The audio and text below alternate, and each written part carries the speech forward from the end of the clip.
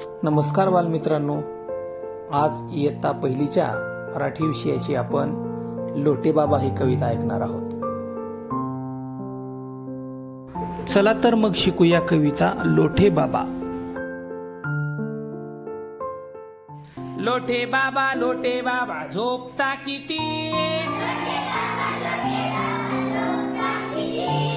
8 तास दिवसा 8 तास रात्री. लोटे बाबा खाता काहीतरी,